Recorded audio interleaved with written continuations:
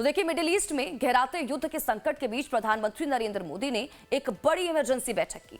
बैठक पीएम आवास पर करीब 3.5 घंटे तक चली। इस हाई लेवल मीटिंग में सीनियर कैबिनेट मंत्रियों के साथ कच्चे तेल, गैस और इसी के साथ ही फर्टिलाइजर की सप्लाई चेन की समीक्षा की गई। सरकार का मुख्य फोकस युद्ध के बीच देश में ईंधन और बिजली की निर्बाध आपूर्ति सुनिश्चित करना है। इस उच्च स्तरीय बैठक में गृह मंत्री, वित्त मंत्री, विदेश मंत्री और पेट्रोलियम मंत्री सहित कई वरिष्ठ कैबिनेट मंत्री और शीर्ष अधिकारी शामिल रहे। तो आइए हम आपको मीटिंग में हुए बड़े फैसलों की जानकारी भी दे देते हैं। तो पीएम मोदी की यह हाई लेवल मीटिंग थी। 3.5 घंटे तक यह बैठक चली। पीएम आवास पर ऊर्जा सुरक्षा और ईंधन आपूर्ति पर जिसमें चर्चा की गई। पेट्रोलियम, कच्चे तेल, प्राकृतिक गैस की आपूर्ति पर जोर दिया गया। हॉर्मुज स्ट्रेट संकट के विकल्प पर भी फोकस रहा। गैस के वैकल्पिक स्रोतों पर चर्चा की गई। कमर्शियल सेक्टर की जरूरतों को पूरा करने पर ध्यान केंद्रित किया गया। देश भर में गैस की आपूर्ति बढ़ाने का फैसला इस बैठक के जरिए लिया गया। इसके अलावा किसानों के लिए उर्वरकों की निरंतर उपलब्धता पर चर्चा की गई। आर्थिक प्रभाव और महंगाई पर लगाम पर चर्चा की गई।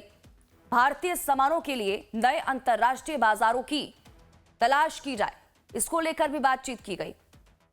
भारतीय नागरिकों की सुरक्षा पर फोकस रहा। इस बैठक में पीएम मोदी ने सभी पक्षों से बातचीत की और शांति की भी अपील की।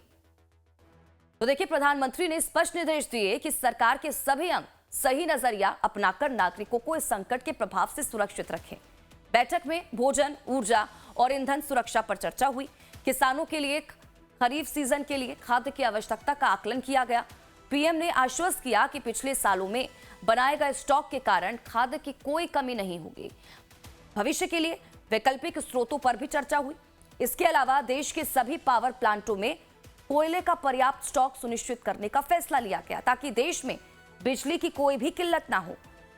और चलिए अब आपको यहां यह भी बता दें कि बैठक में कौन कौन शामिल था। तो देखिए, 3.5 घंटे जो बैठक चली उसमें गृह मंत्री अमित शाह, रक्षा मंत्री राजनाथ सिंह, वित्त मंत्री निर्मला सीतारमण, इसके अलावा विदेश मंत्री एस जयशंकर इसमें शामिल हुए और राष्ट्रीय सुरक्षा सलाहकार एनएसए अजीत डोभाल शामिल हुए। इसके साथ ही 13 कैबिनेट मंत्री और वरिष्ठ अधिकारी मौजूद थे। बैठक में कालाबाजारी पर नकेल की बात की गई, किस तरह से इस पर नकेल कसा जाए। जमाखोरी पर नकेल की बात भी इसमें हुई।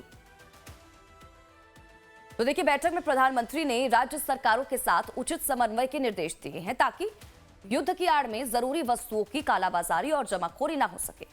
उन्होंने कहा कि नागरिकों को कम से कम असुविधा होनी चाहिए।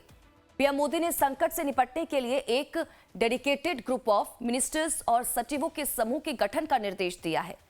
ये समूह अलग अलग सेक्टर के हितधारकों के साथ मिलकर काम करेगा।